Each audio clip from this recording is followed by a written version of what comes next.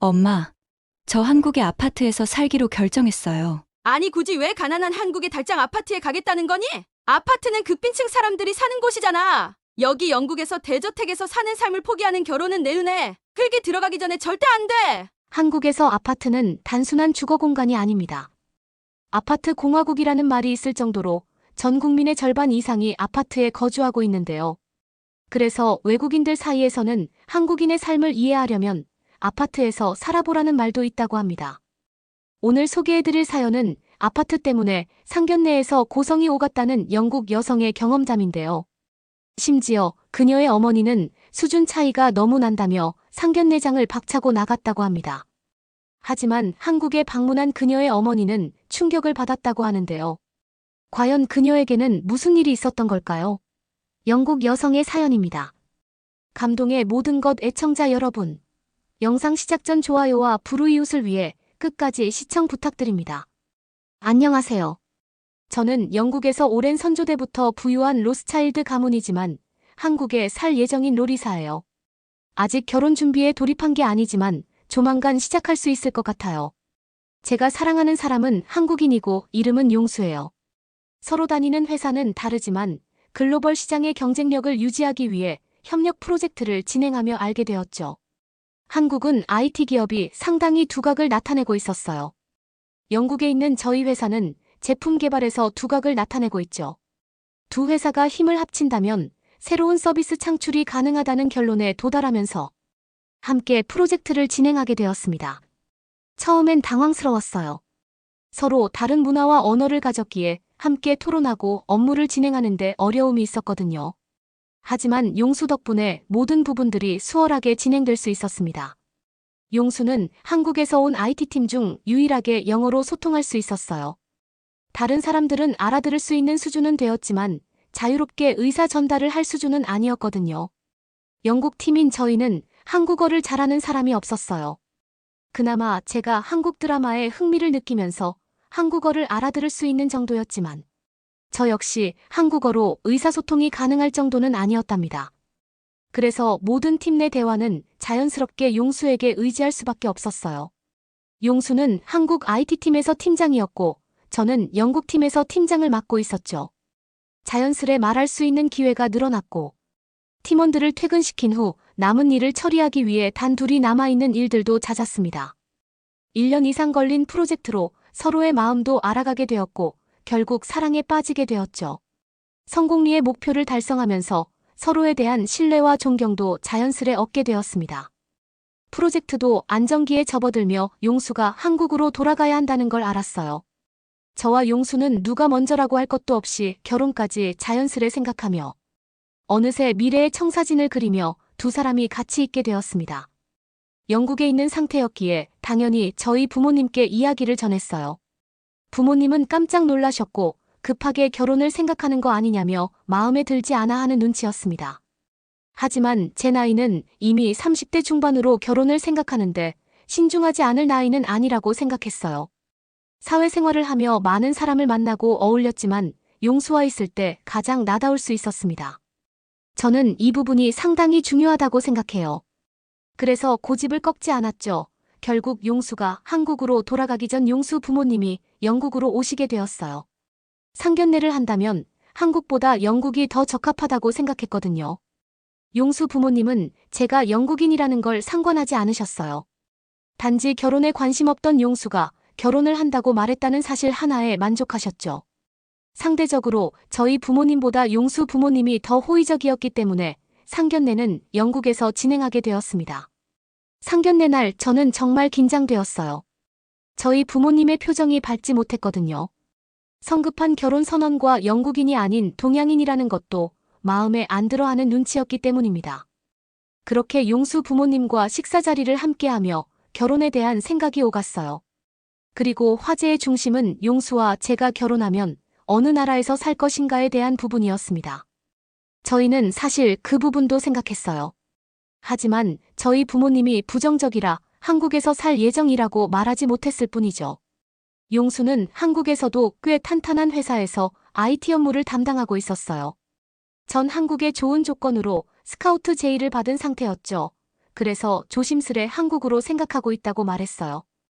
당연히 저희 부모님은 상당히 놀라는 눈치셨죠. 살 집을 구한 것도 아니고 한국을 여행 가본 적도 없으면서 한국으로 떠난다는 생각부터 하는 절 걱정하셨거든요. 그런 상황을 눈치채신 용수 부모님이 한국에서 살 집을 구해주시겠다며 걱정 말라고 말씀하셨습니다. 용수와 용수 부모님이 살고 있는 아파트 단지 근처에서 새로운 아파트를 구해주겠다고요. 그 말에 오히려 저희 엄마가 큰 눈을 뜨며 반대했어요. 아파트에서 저를 살게 할 수 없다는 말만 하셨죠. 영국이라면 모를까 한국에서 그것도 아파트라면 절대 이 결혼을 찬성할 수 없다. 며 강경하게 말씀하셨습니다. 그렇게 위험한 집에서 머물게 하려고 저를 키운 게 아니라고요. 수준 차이가 나 더 이상 이야기하고 싶지 않다며 상당히 불쾌한 표정까지 지으셨습니다. 저를 비롯한 용수와 용수 부모님 모두 당황할 수밖에 없었어요. 저희 아빠도 왜 그러냐며 궁금해하셨지만 엄마 입장이 너무 단호해. 더 이상 어떤 대화도 하지 못한 채 어색하게 상견례 자리가 마무리되었습니다. 급하게 헤어져 집으로 돌아오면서 엄마에게 그 이유를 들을 수 있었어요. 3년 전 영국 리버풀에서 아파트가 붕괴됐거든요. 엄마에게 전해 들은 이야기인데 10층 높이의 아파트가 무너져 내리면서 무려 46가구가 잔해 속에 파묻힌 사고가 있었대요. 28명이 실종되고 무려 76명이 사망한 큰 사고였더라고요. 엄마는 집으로 돌아와 아파트 붕괴 당시 CCTV 영상을 보여줬어요. 그러면서 덧붙이셨죠. 이렇게 위험하고 가난한 사람들이 모여 사는 아파트에 살자고.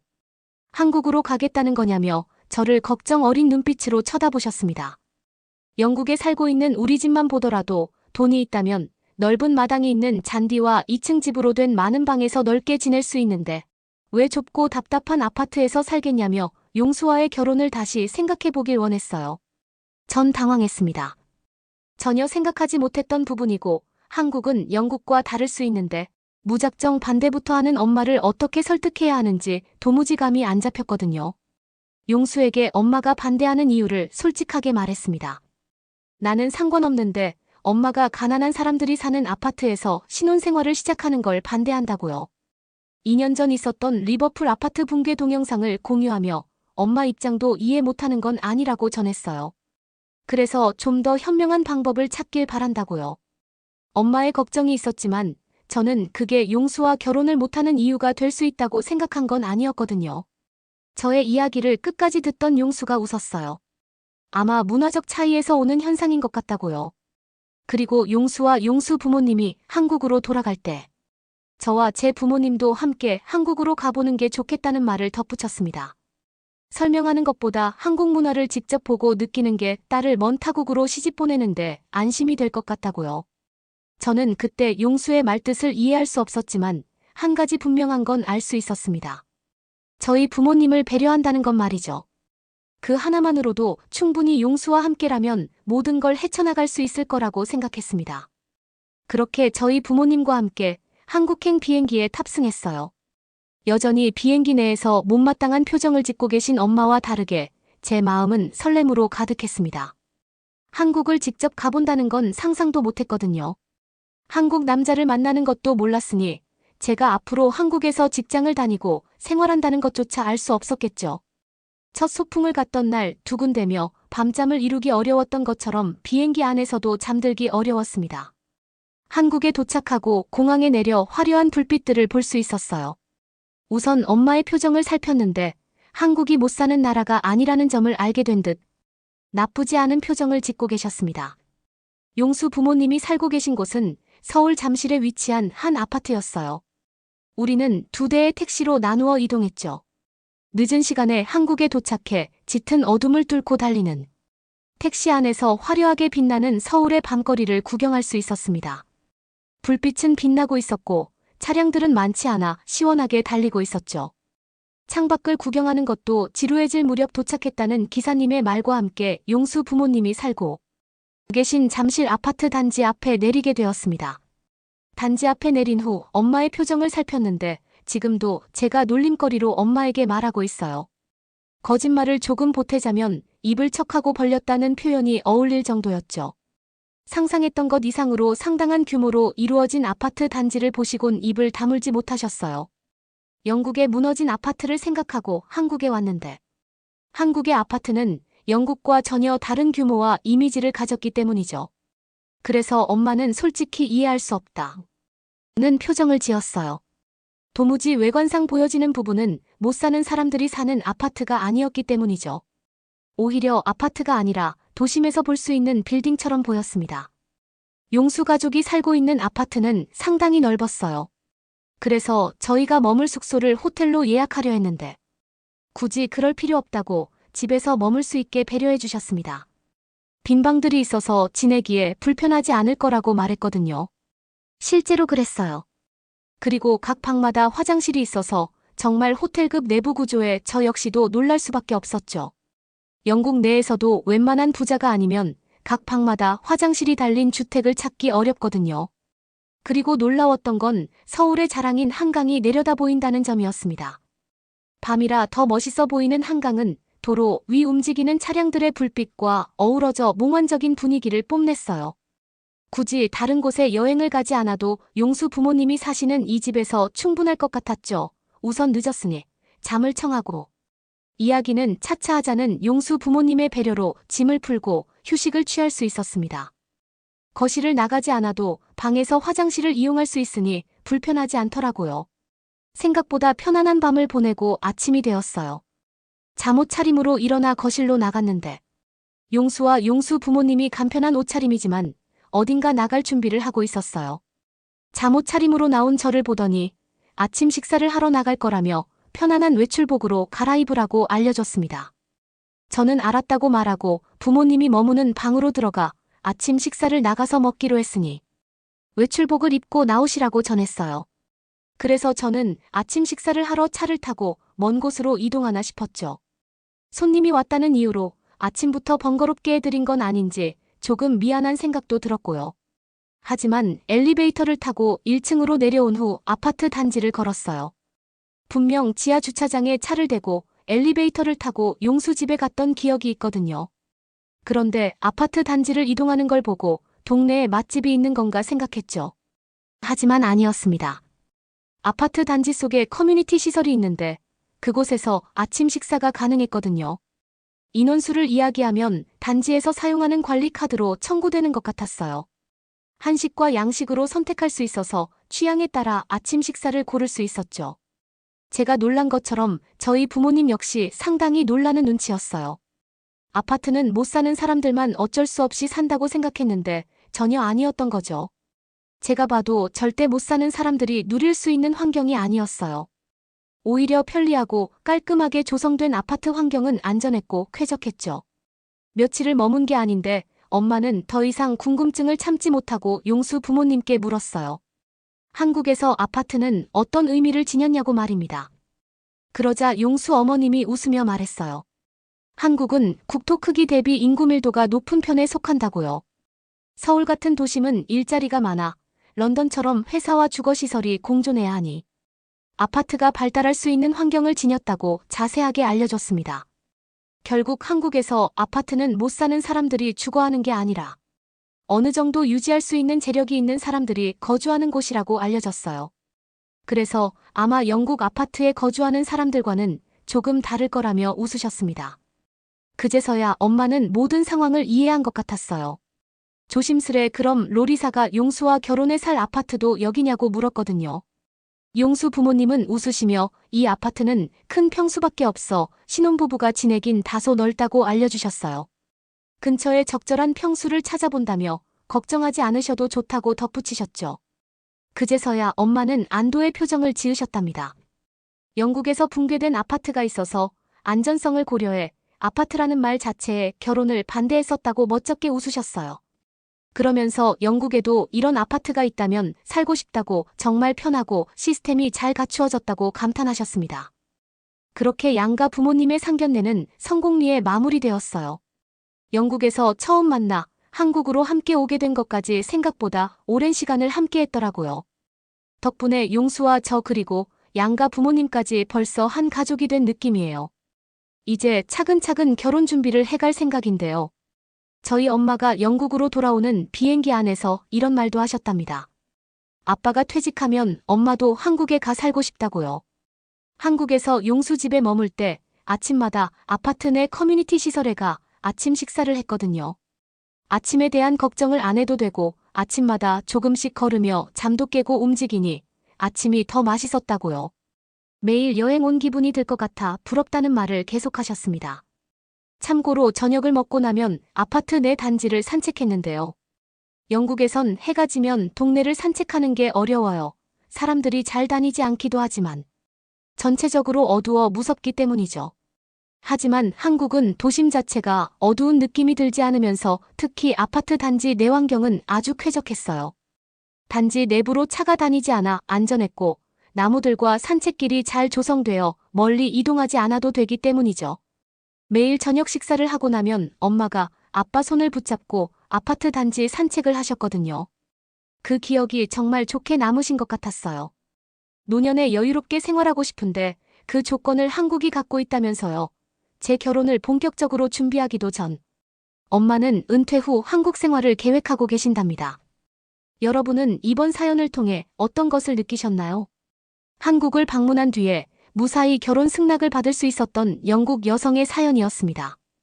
결혼 이야기가 원활하게 풀릴 수 있어 정말 다행인데요.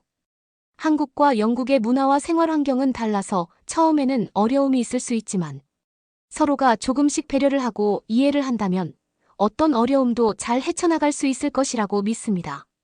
특히 우리나라는 아파트를 중심으로 각종 편의시설이 잘 갖추어져 있기 때문에 충분히 편안하고 안전한 생활을 할 수 있는데요. 앞으로도 한국을 사랑하며 행복한 삶을 살아가기를 응원하겠습니다. 구독과 좋아요 부탁드리며 사연자분께 전해드릴 댓글도 남겨주시면 전달해드리겠습니다. 그러면 더욱 감동적인 다음 사연으로 넘어가겠습니다. 이번에 또 갈 거라면 나를 밟고 가렴. 난 절대 동의할 수 없단다. 또 한국을 간다고? 거기 정말 괜찮은 거 맞아? 모두들 저를 믿어주세요. 한국은 문화 탐험의 가치가 넘쳐나고 있다고요. 모두의 강경한 만류에도 불구하고 벌써 세 번째 한국을 방문하려는 한 여자가 있습니다. 공항에서 모두를 안심시키려 쩔쩔매는 모습인데요. 그녀가 두 번이나 한국을 방문하려고 하는 이유는 대체 무엇일까요? 오늘은 네덜란드 여성 마데네 씨의 이야기를 들려드릴게요. 안녕하세요. 네덜란드인 마데네라고 합니다.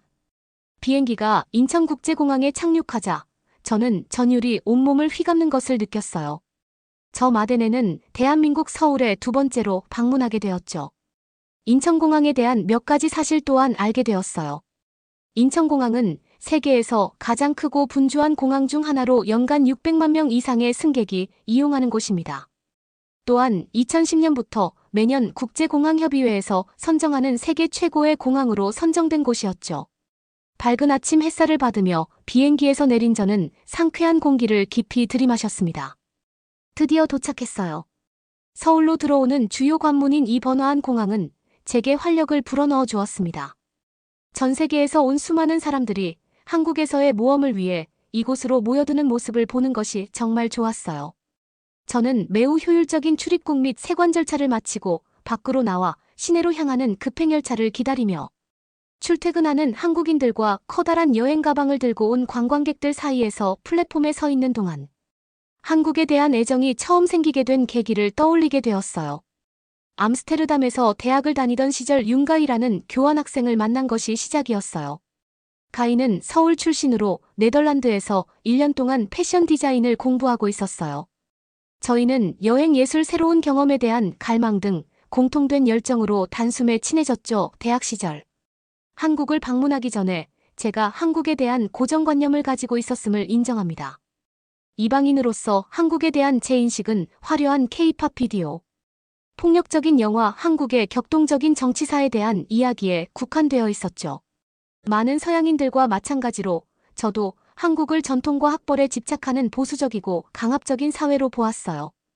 똑같은 복장을 한 수많은 군중이 콘크리트 정글에서 고도로 획일화된 삶을 살면서 사무실로 달려가는 모습을 상상했었어요. 대체로 미디어에 묘사된 한국은 여유로운 네덜란드와는 극명하게 달랐습니다. 가이가 처음 한국의 정문화 깊은 정에 대해 이야기했을 때 저는 회의적이었어요. 저에게 한국인은 내성적이고 차갑다는 고정관념이 있었거든요. 진심을 다해 따뜻하고 정을 나누는 문화는 제가 머릿속에 그려온 한국과 비교했을 때 역설적으로 느껴졌죠. 또한 한국 사회는 자신과 맞지 않는 외국인이나 외부인을 배척할 것이라고 생각했습니다. 눈에 띄는 외국인으로서 저는 고통스럽게 눈에 띌 것이고 저는 판단이나 거절에 직면할 것이라고 생각했어요. 한국은 제게 위협적으로 느껴졌어요. 게다가 한국에서는 예술 인문학 자기 표현에 큰 가치를 두지 않는다고 잘못 생각했었어요.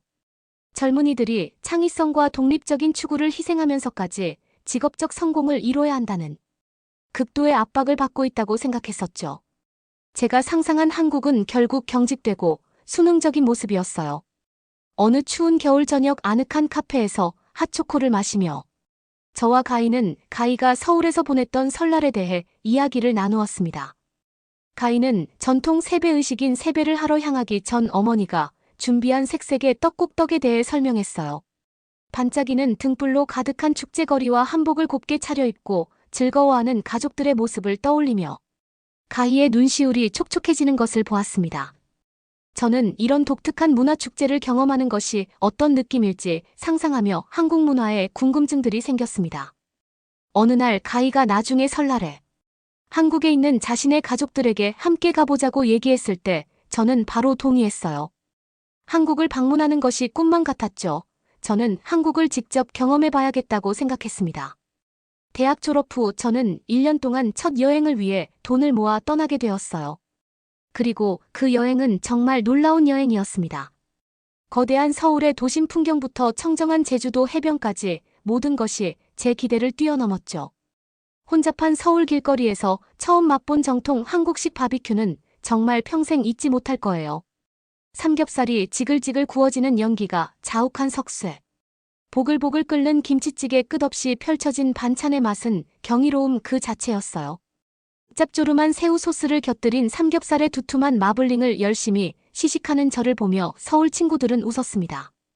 우리의 네덜란드 친구가 한국인이 되었어. 그들은 다정하게 장난을 쳤어요. 문화 음식 활기찬 에너지 등 저는 한국의 매력에 푹 빠졌습니다. 그 후 몇 년 동안 저는 기회가 있을 때마다 한국으로 날아갔고 한국과의 관계를 계속 탐구하고 심화시키기로 결심했어요. 방문할 때마다 이 역동적인 나라의 새로운 모습들을 발견할 수 있었습니다. 전라남도 시골에서 영어 교사로 여름방학 자원봉사를 했던 기억이 생생해요. 서울의 고층 빌딩에서 멀리 떨어진 이곳은 전통적인 한국의 중심지였죠.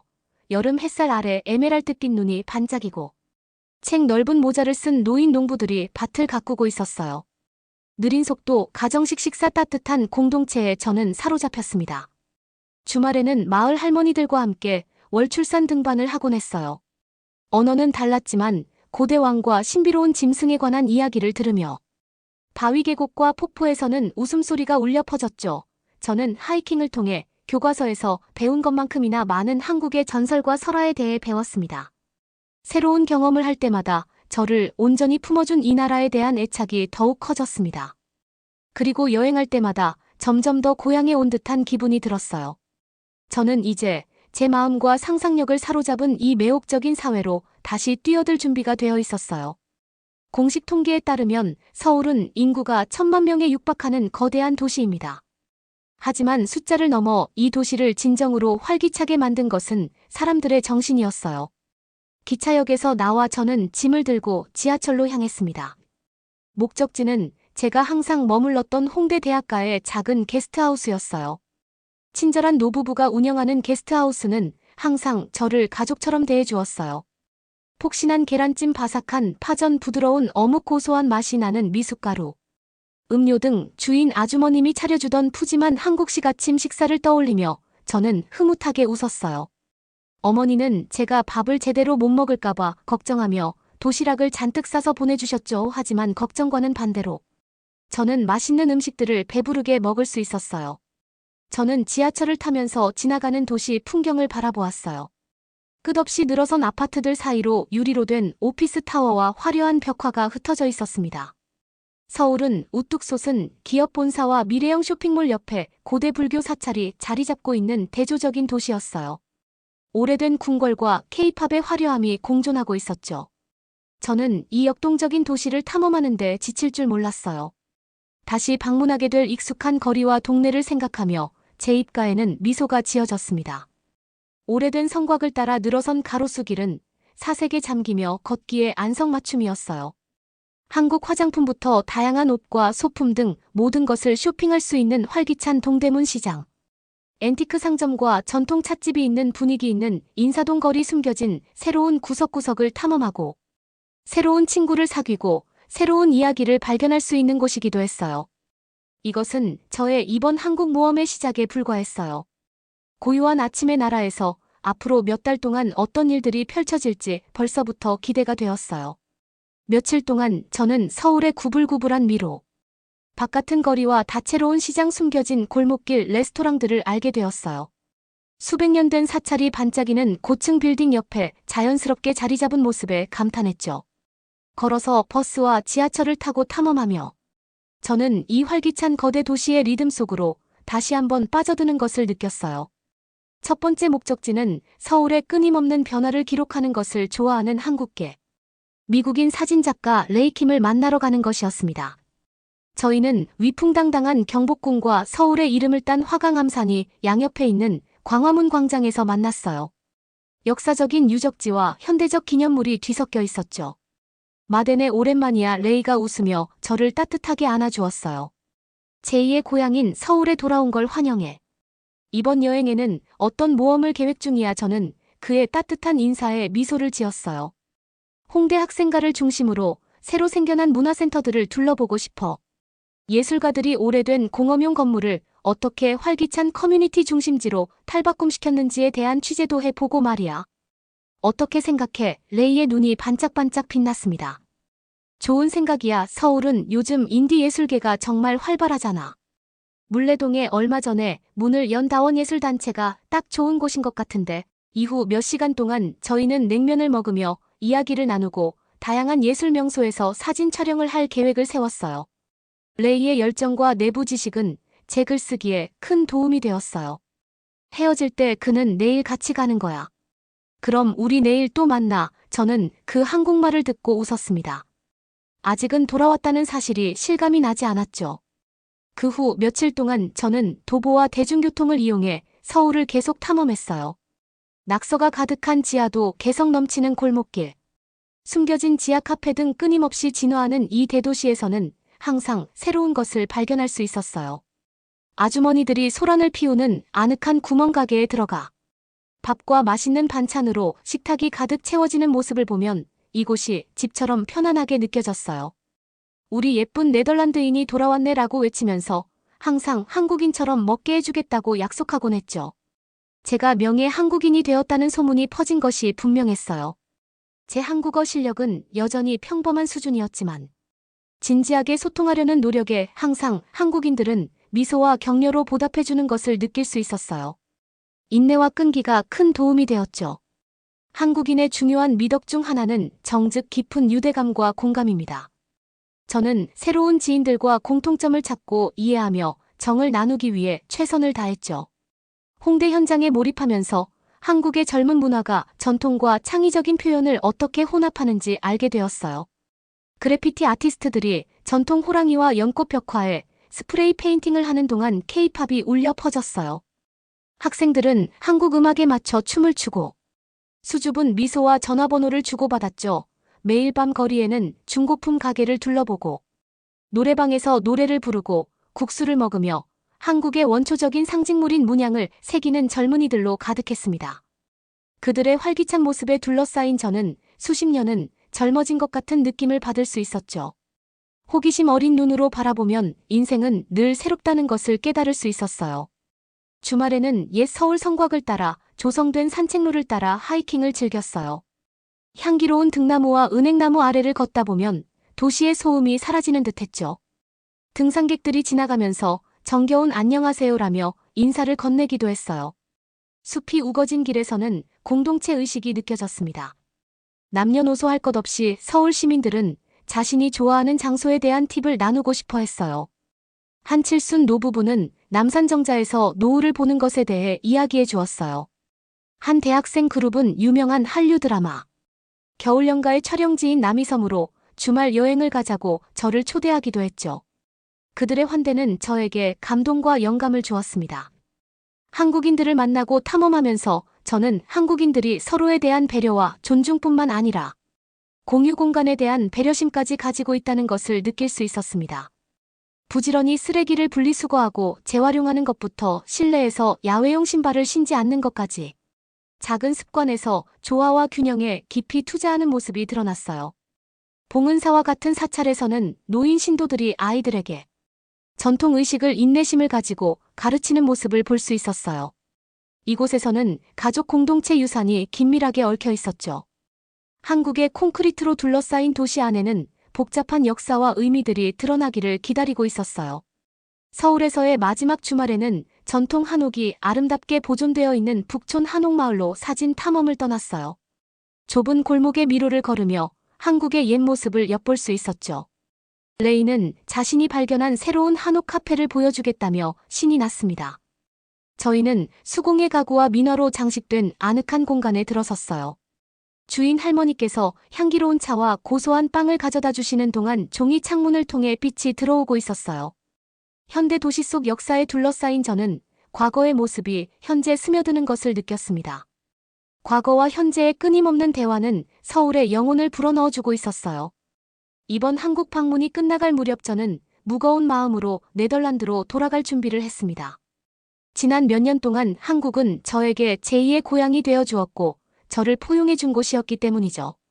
정들었던 모든 친구들과 작별을 고하는 것은 항상 어려웠어요.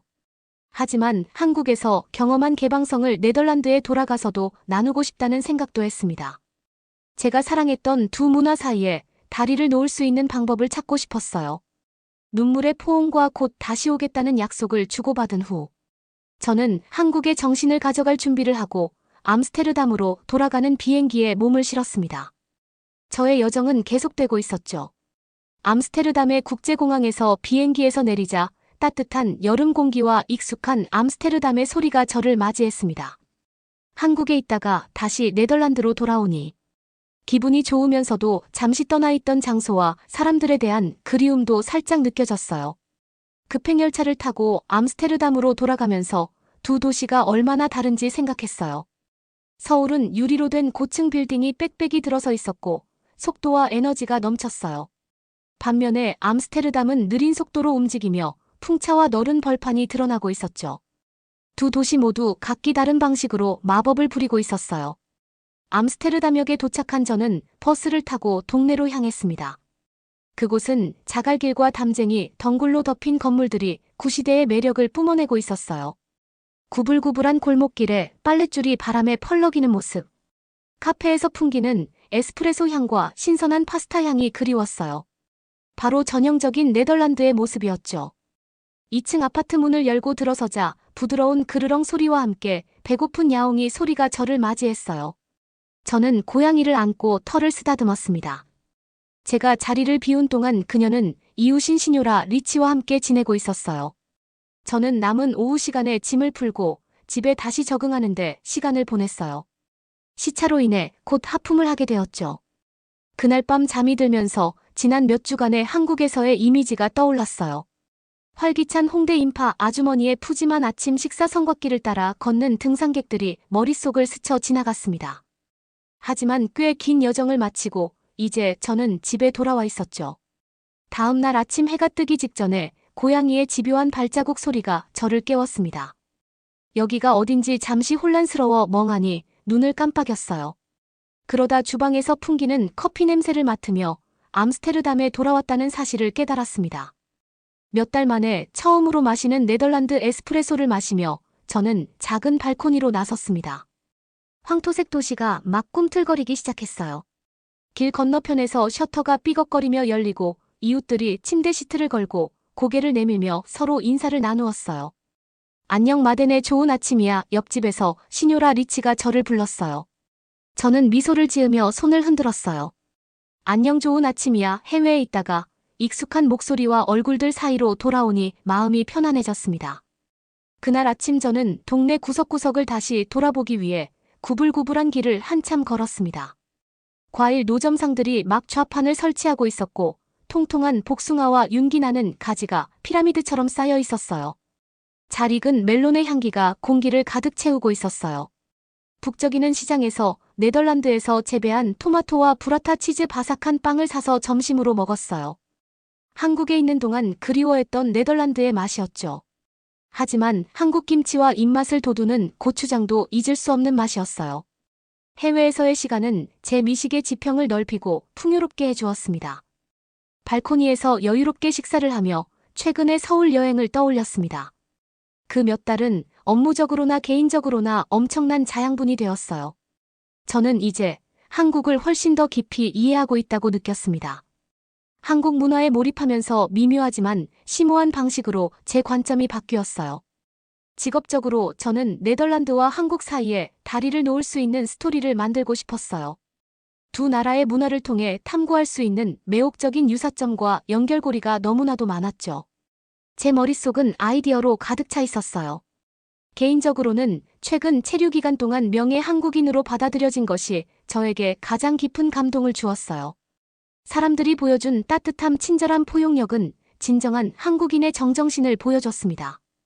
대한민국과 국민에 대한 애착이 그 어느 때보다 강해졌죠. 저는 어디를 가든 그 열린 마음을 간직하고 싶었어요. 저는 다시 암스테르담의 일상으로 돌아갔습니다. 이른 아침 발코니에서 카푸치노를 마시고 글을 썼어요. 점심으로는 현지 시장에서 파니니를 먹었죠. 늦은 오후에는 제가 가장 좋아하는 서점에 들렀어요. 저녁에는 황금빛으로 빛나는 분수와 조각상을 보며 산책하며 소박한 즐거움을 느꼈죠. 주말에는 암스테르담의 활기찬 광장에서 친구들과 상쾌한 프라스카티, 와인 한 잔을 마시며 이야기를 나누었어요. 저희는 암스테르담의 풍경을 담아내는 거리, 공연자와 예술가들을 감상하면서 아시아 여행에서 겪은 이야기와 실수들을 나누며 웃었어요. 그리웠던 네덜란드의 친밀한 친구들과 다시 만나게 되어 감사한 마음이 들었습니다. 다시 암스테르담 생활을 시작하면서 저는 새로운 눈으로 네덜란드를 경험하며 이전에는 간과하거나 당연하게 여겼던 부분들을 발견했어요. 고전과 바로크 양식이 혼합된 우아한 건축물, 암스테르담 특유의 모자이크 디자인과 모티브, 네덜란드의 일상생활 리듬과 관습 같은 것들 말이죠. 해외에서의 시간은 확실하게 제 시야를 넓히고 확장시켜 주었습니다. 어느 날 아침 저는 스튜디오를 운영하는 사진 편집자인 동료 리산체를 방문하기 위해 그곳으로 향했어요. 카푸치노를 마시며 이야기를 나누던 중 저는 최근 서울에서 겪은 놀라운 경험에 대해 이야기했어요. 그는 한국 현대문화에 대해 거의 알지 못한다고 고백하며 흥미로워했죠. 마덴의 진짜 한국을 보여주는 당신의 포토 에세이를 기대할게요 라고 리산체가 말했어요. 이야기를 통해 세상을 더 가깝게 만드는 문화 홍보대사로서의 역할, 이것이 바로 저의 소명이었죠. 저는 활력과 영감을 얻고 리산체의 스튜디오를 떠났습니다. 이후 고대 암스테르담의 영광을 재현한 제국광장의 유적지를 돌아다니며 암스테르담의 거대한 역사가 켜켜이 쌓여있는 모습에 감탄했어요. 현대 생활만큼이나 분주한 이곳에는 과거가 모든 것들이 스며들어 있었죠. 마찬가지로 서울도 매끄러운 표면 아래에도 수세기에 걸친 전통을 품고 있었죠. 새로운 것과 오래된 것 사이에 가슴 아픈 대화가 제게 말을 걸기 시작했어요. 그날 저녁강을 따라 집으로 향하는 길에 할머니가 손자와 함께 놀고 연인들이 포옹하고 친구들이 와인 한 병을 놓고 이야기를 나누는 모습을 지켜보았어요. 암스테르담의 삶을 하나로 엮어주는 작은 순간들. 네덜란드나 한국이나 일단 완전히 빠져들면 저마다의 색깔과 개성을 지니고 있었습니다. 아침에는 젤라토를 먹으며 글을 쓰고 오후에는 갤러리와 도서관을 둘러보고 저녁에는 집에서 만든 파스타 요리를 먹으며 이웃과 대화를 나누는 등 제 하루는 곧 편안한 일상의 리듬에 빠져들었어요. 저는 완벽하게 만족하고 있었죠. 하지만 며칠이 지나면서 다시 저의 영감이 꿈틀대는 것을 느꼈습니다. 여정의 다음 단계가 저를 부르고 있었어요. 네덜란드와 한국에서 제가 소중히 여기는 문화와 공동체 사이에 더 많은 다리를 놓아야 하고, 더 많은 이야기를 들려줘야 하고, 더 많은 관계를 맺어야 했어요. 솔직히 말하자면 저는 이미 짐을 싸고 있었습니다. 다음 여정이 어디로 이어질지는 저도 아직 확신할 수 없지만 말이죠. 한국에서 돌아온 지 몇 달이 지난 후 저는 암스테르담의 리듬에 완전히 적응했었습니다. 가을이 찾아오면서 선선한 바람과 줄어든 사람들, 도시의 테라코타 옥상 위로 눈부신 석양이 펼쳐졌어요. 저는 바쁜 여름이 지나고 찾아온 느려진 속도가 반가웠습니다. 주말에는 암스테르담의 경계 너머를 탐험하는 것을 즐겼어요. 어느 화창한 토요일에는 수도에서 북쪽으로 1시간 거리에 있는 중세의 언덕 위 마을 오르비에토로 기차 여행을 떠났어요.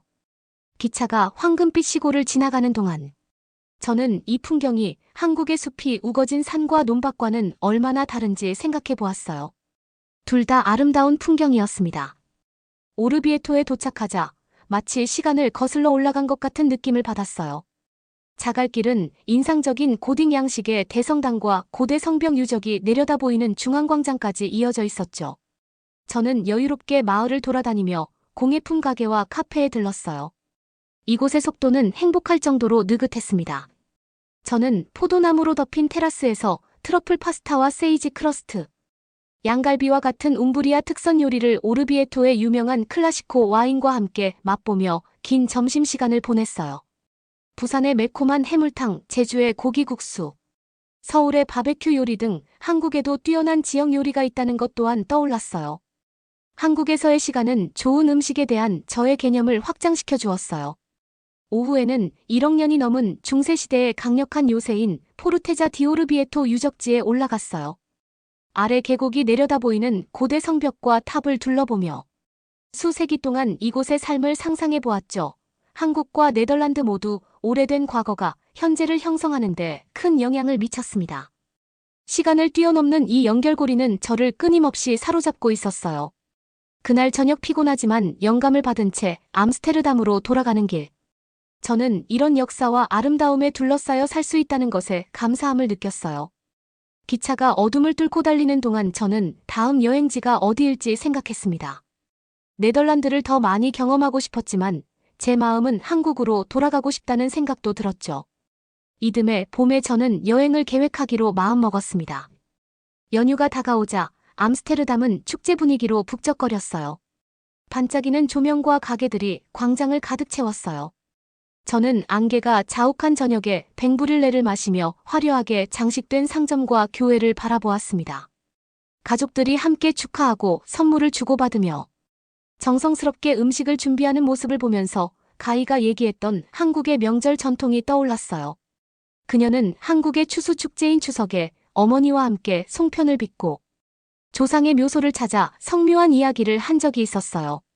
저는 네덜란드와 한국 가족이 공동의 의식을 통해 유대감을 형성하고 서로의 특별한 명절 음식을 맛보며 풍습의 기원을 가르치는 두 문화가 함께 어우러지는 모습을 상상해 보았습니다. 언젠가 국경을 넘어 이러한 공통의 전통을 기념하는 교류 프로그램을 기획할 수도 있겠구나 싶었어요. 머릿속은 아이디어로 다시 한번 넘쳐나고 있었어요. 겨울이 도시에 완전히 자리를 잡았을 때 저는 사교 일정들이 줄어들고 있는 것에 기쁜 마음이 들었습니다. 조용한 분위기 덕분에 프로젝트 작성에 집중할 수 있었기 때문이죠. 고양이를 옆에 두고 포근한 스웨터를 입고 웅크리고 앉아 한국 생활에 대해 써온 회고록 초고를 드디어 완성했어요. 그 기억들은 암스테르담에서 다시 떠올리니 더욱 생생하고 의미 있게 느껴졌죠. 새해가 밝았고 저는 아침 산책과 시장 나들이 외에는 거의 집 밖을 나서지 않고 부지런히 일했어요. 회색 하늘이 어렴풋이 보였지만 신경 쓰지 않고 틈틈이 따뜻한 수프를 끓이고 포카치아 빵을 굽느라 바빴죠. 한국이 그리웠지만 지금의 저는 암스테르담의 겨울의 고요함에 행복하게 빠져 있었습니다. 2월이 되자 저는 이제 사람들과의 교류에 대한 갈망으로 미쳐가고 있었어요. 봄이 성큼 다가오자 새로운 곳에 대한 갈망으로 마음이 조급해지기 시작했죠. 어느 축축한 저녁 저는 용기를 내어 진행 중인 작품을 공유하는 캐주얼 작가 모임이 열리는 동네 술집으로 향했어요. 공개적으로 제 한국 회고록에 대해 이야기하는 것은 이번이 처음이었죠. 도착하자마자 동료들의 열렬한 환영을 받은 저는 무대에 올라 발췌본을 낭독했어요. 해외에서 겪은 가슴 아픈 순간을 이야기할 때에는 제 목소리가 약간 떨리기도 했죠. 하지만 낭독을 마쳤을 때 받은 박수와 칭찬은 정말 제 가슴을 벅차게 만들었어요. 그 후 사람들과 어울리면서 저는 암스테르담의 창의적인 영혼을 가진 작가들로 구성된 모임을 알게 되었습니다. 그들은 저의 문화 경험과 관점에 흥미를 보였어요. 예술을 통한 표현 공감 국경을 넘나드는 것에 대해 열띤 토론이 이어졌어요. 은둔자처럼 지내던 겨울이 지나고 많은 사회적 교류로 상쾌한 마음과 지친 몸을 이끌며 저는 모임을 떠났습니다. 그날 밤 집에 돌아와 발코니에 서서 암스테르담의 달을 바라보면서 제 안에 변화가 일어나고 있음을 느꼈어요. 개인적인 이야기를 나누는 것은 제게 예상치 못한 해방감을 주었습니다. 그 다음 몇 주는 영감의 홍수 속에서 지나갔어요. 법 이벤트에서 얻은 영감을 바탕으로 한국에서의 경험에 대한 잡지 기획안을 작성했습니다. 놀랍게도 첫 번째 원고는 네덜란드 여행. 전문 잡지의 고정관념을 깨는 일상의 서울이라는 내용을 담은 포토 에세이로 채택되었어요. 작지만 달콤한 이 성공의 맛은 제 운명을 향해 나아가는데 큰 힘이 되어 주었어요. 3월 중순에 찾아온 봄은 새로운 지평을 개척하고자 하는 제 의지와 맞물려 있는 듯했어요. 화창한 아침이면 발코니 문을 활짝 열어 황금빛 햇살과 새소리가 쏟아져 들어올 수 있게 했어요. 은은한 등나무 향이 커피와 어우러져 앞으로 펼쳐질 미래를 상상할 수 있게 도와주었죠. 그때 저는 서울행 티켓이 뜬 것을 발견했습니다. 저는 그것을 징조로 받아들였어요. 완전히 옳다고 느꼈죠. 사랑하는 사람들에게 한국으로의 여행이 임박했다는 사실을 알리는 것은 쉽지 않았습니다. 어머니는 제가 이번엔 영구히 외국에 머물게 될까봐 눈물을 흘리며 걱정하셨죠. 친구들은 제가 필요한 모든 것을 암스테르담에 이미 가지고 있는데 방황하는 것처럼 보이는 제 모습을 이해하지 못했어요. 하지만 저는 이것이 제 영혼의 길이라고 확신하며 모두를 안심시켰죠. 4월 초에 떠나기 전. 저는 일주일 동안 제가 사랑하는 고향의 모든 것을 음미하며 암스테르담의 우아함과 이색적인 모습을 느껴보았습니다. 동네 식당에서 긴 지중해식 점심을 먹고 자정까지 조약돌 광장에 머물며 달빛이 비추는 분수와 유적을 바라보는 등 모든 순간이 가슴 벅차게 느껴졌죠. 드디어 비행기가 도착했습니다. 막바지 짐을 챙기느라 분주한 가운데 공항에서는 친구들과의 아쉬운 작별 인사와 가족들의 눈물겨운 포옹이 이어졌어요. 하지만 비행기가 한국을 향해 솟아오르자 처음의 떨림은 행복한 설렘으로 바뀌었어요. 저는 이 새로운 모험에 대한 준비가 되어 있었죠. 10시간 후 인천공항에 도착해 비행기에서 내리자마자 잠시 혼란스러웠어요. 아시아 각지에서 온 얼굴들 마늘과 참기름 냄새가 나는 공기. 이국적인 한국어 소리 등 모든 감각이 달라진 풍경에 과부하가 걸렸기 때문이죠. 하지만 여권 심사대로 향하면서 처음의 문화적 충격은 금세 편안함과 친숙함으로 바뀌었어요. 레이의 고향으로 돌아온 기분이었죠. 공항 입국 심사를 효율적으로 마치고 서울행 열차에 몸을 실은 저는 피곤한 여행에도 불구하고 낮잠을 청할 수 없었습니다. 차창 너머에 보이는 숲과 들판 위로 떠오르는 해를 바라보며 저는 이 거대한 대도시를 둘러싼 자연의 아름다움에 푹 빠져들었기 때문이죠. 서울의 모습은 저를 끊임없이 매료시켰습니다. 북적이는 서울역에 도착한 저는 짐을 들고 지하철로 향했습니다. 홍대 게스트하우스에서 저를 따뜻한 포옹으로 감싸 안고 반겨줄 주인 부부분들의 모습을 상상하며 미소를 지었어요. 모험은 이제 막 시작되었죠. 돌아온 첫 며칠 동안 저는 도시의 활기찬 에너지에 쉽게 빠져들었어요. 쌀쌀한 아침 포장마차에 김이 모락모락 나는 어묵탕 심야 포차에 새콤한 김치탕 홍대공원. 쫄깃한 호떡 등 오랫동안 그리워했던 맛과 향이 그리움과 기쁨으로 저를 가득 채웠죠. 제가 가장 좋아하는 선물은 저를 자신의 일처럼 품어준 따뜻한 사람들과 다시 만난 것이었어요. 가희와 저는 빙수 디저트를 먹으며 혀를 내두르며 몇 시간 동안 이야기를 나눴어요. 저희는 오랜 세월의 정으로 맺어진 자매애를 다시금 되찾았습니다. 지난번 방문 때 서울의 숨은 명소를 소개해준 사진작가 친구 레이와도 재회했어요. 저희는 공동 프로젝트를 위해 떠오르는 동네와 특이한 카페를 탐험하며 자연스럽게 모험을 재개했죠. 어서와 레이가 웃으며 반겨주었어요. 서울 저녁에 봄이 서서히 피어나면서 거리는 제 기분을 살려주는 활기를 되찾았습니다. 활짝 핀 벚꽃나무 아래서 시민들은 평온한 마음으로 산책을 하고 소풍을 즐기고 있었어요. 시장에는 싱그러운 초록빛이 넘쳐났고 거리의 악사들은 클래식 음악으로 공기를 가득 채웠습니다. 생동감 넘치는 삶이었죠. 주말에는 봄꽃이 흩날리는 숲을 파워워킹하는 아주머니 그룹에 합류했어요. 언어가 통하지 않아도 웃음과 연대감 간식 공유를 통해 서로 소통할 수 있었어요. 그들의 포용력 있는 환대는 제 마음을 따뜻하게 해주었습니다. 서울의 크리에이티브 커뮤니티와 함께한 시간도 제 영감에 불을 지폈어요. 심야 아트살롱에서 화가, 작가, 영화감독, 음악가들이 함께 어울리며 서로에게 동기를 부여해 주었죠. 경계를 넘나드는 문화에 제 관점을 접목하고 싶어하는 저를 그들 중 한 명으로 환영해 주었을 때 영광스러웠습니다. 이 개방적인 공간에서 제 글쓰기는 번창할 수 있었죠. 계절이 바뀌면서 저는 서울의 모자이크 속에서 제 틈새를 계속 찾았습니다. 제 회고록은 한국에서 출판되어 긍정적인 평가를 받았고 번역도 진행 중입니다. 또한 다문화 워크숍을 진행하며 내국인과 외국인 주민들이 스토리텔링과 공감의 대화를 통해 관계를 형성할 수 있도록 도왔어요. 이 일은 제 영혼을 채워주었습니다. 암스테르담 생활이 그리울 때면 지하철을 타고 성북동의 작은 네덜란드를 방문하곤 했어요. 네덜란드 레스토랑, 패션 부티크, 어학원이 밀집한 성북동은 네덜란드 사람들만의 친밀한 커뮤니티를 형성하고 있었죠. 그들과 함께 카푸치노를 마시며 저의 내면에 고향이 있다는 것을 상기시키며 영혼을 위로했어요. 가을이 오자 저는 제주의 화산절벽부터 경주의 고대 사찰, 부산의 때 묻지 않은 해변까지 영감을 쫓아 한국 전역을 여행하며 끝없는 세계가 담겨있는 한국에 다시 한번 감탄했어요. 한국의 영혼을 담아내기 위해서는 평생에 걸친 탐험이 필요했고 저는 이제 그 탐험에 전념하고 있었어요.